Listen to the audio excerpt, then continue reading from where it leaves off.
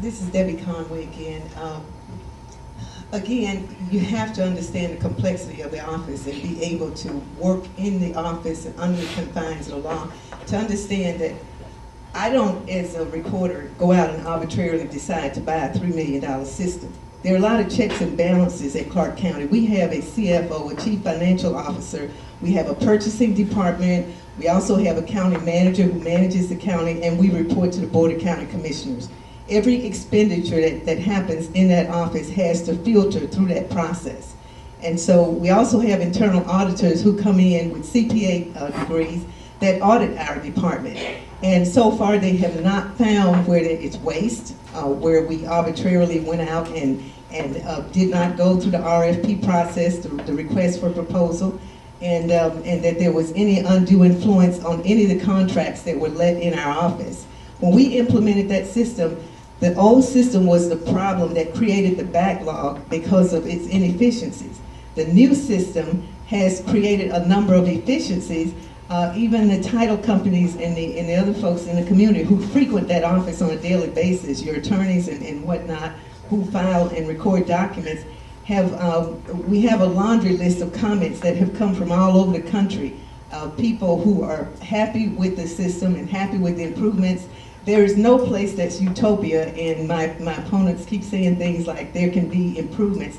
Yes, every year we have a goal, a list of enhancements and improvements that we need to improve upon in order to make the office even more efficient. But our office in 3 years under my leadership has become a state-of-the-art office, and it has, in terms of the peers and the other folks across the country, we've had several different jurisdictions and different governmental agencies to come through and tour our office just to see the enhancements that created the efficiencies that we've implemented over the last 3 years. And as I mentioned before, we've won national awards because of the technological enhancements that we've introduced. There are two separate budgets, and let me make this comment because they keep referring to waste. There are two separate budgets that the recorder's office operate by. And again, only if you're there and running the office do you understand the complexity of it. There is a tech fee budget or a tech fund that is allocated by the state of Nevada. The state of Nevada, there is a law that anytime we record a document, $3 of the recording fee. If we charge $14 to record that document, $3 of that recording fee goes toward what they call a technology fund. And once the money goes into that fund, it is set aside for the express purpose of bringing about enhancements in the way of technology to that office to constantly improve upon the technology, because we know that technology is ever changing. And so that fund is apart and separate from the general fund. When they talk about inefficiencies in the general fund and out of control spending, when I went into the office, we had a $5 million allocation in our general fund. We were asked to cut our budget because of cost containment at the county and everywhere else that you see cost containment is going into effect. We're now down to approximately $3.9 million. We went down from 5 to approximately $3.9 million in terms of cutting our budget, cutting out inefficiencies, cutting out waste, reducing the number of supplies and equipment that we use. And when you talk about morale being low, morale has never been higher in that office before, because employees are getting the equipment that they need, the computers that they need, the instruments that they need to do a better job, and they're getting feedback from the public about the type of job that they're doing by way of the awards that they're winning. And so as far as efficiencies, we've created the efficiencies, we reduced the budget, we cut the budget. The first year I cut, literally overtime was running rampant at the county.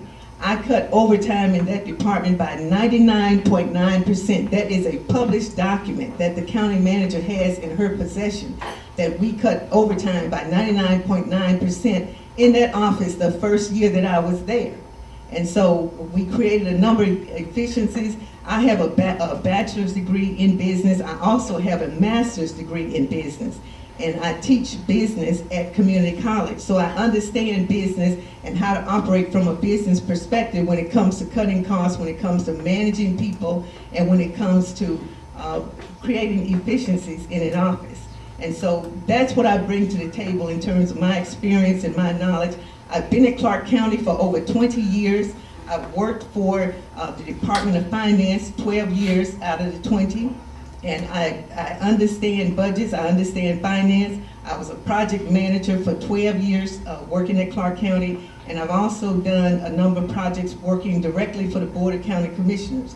And so in terms of budgets, efficiencies, bringing things in, projects in within a deadline, I understand all those aspects, and I've had years of experience, and I also understand the complexity of the office, which these gentlemen, not casting aspersion on them, it would take them at least 3 years to get up to speed to figure out what's going on in the office. I knew before I even got there because I worked in government for 20 years. And so looking at it from that perspective and looking at it from a budget perspective, I understand the recorder's office. Tom Willis, let me tell you something. Working for the county for 20 years doesn't qualify you to run a recorder's office. You need to be in business where you sign a check on the front, not the back. So that's my view of this. You need to run a business, not work for the county. And you don't know about the horrible conditions in that office. So if you don't know what's going on in there, you're either oblivious or you're not qualified for the job. It's that simple. Tom Willis. Don Hotchkiss, County Recorder. I'd have to disagree with the incumbent over there. It's not going to take me 3 years to come up to speed in this job. I've got my bachelor's in civil engineering, my master's in construction management, and I've run a number of successful operations all the way from Germany to Hawaii and every place in between. So this office, when I did my little investigation down there, my discussion with the employees, the problems down there are leadership problems. They've got the equipment that they need pretty much, but no, it's not going to take us any time to come up to speed. 6 months we'll learn the job, and 6 months we'll be effective. So 20 years working for the Clark County, I have to agree with Tom. What the two of us are bringing to this job, and I guess I shouldn't be congratulating you or carrying your water for you, but I'll say this, we're outsiders, we're not politicians, we're tired of the status quo. We're here to bring a fresh look at this thing, a business approach. We're not politicians, we're not business as usual, we don't owe anything to anybody. Our allegiance is to ourselves and to the taxpayers. And we're both of us tired of, I guess I shouldn't be speaking for you, but I know I'm tired of the way that politics is run here in this county and state and nationally. So this is my attempt to do something about it. But we've got to get away from this idea that just because you've been in office or working for a government agency for a lot of years that you're somehow qualified. There's a lot of people out in industry that are doing some great things, and like Tom says, signing the check on the front is a lot different than signing it on the back. We're out here making a living every day.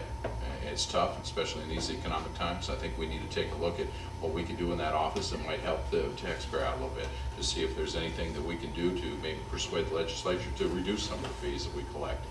Right now, our economy is down. Certainly, engineering and architecture in this town is just about dead. We're not recording as many maps. We're not recording a lot of property deeds that used to be recording because construction in this county is way down.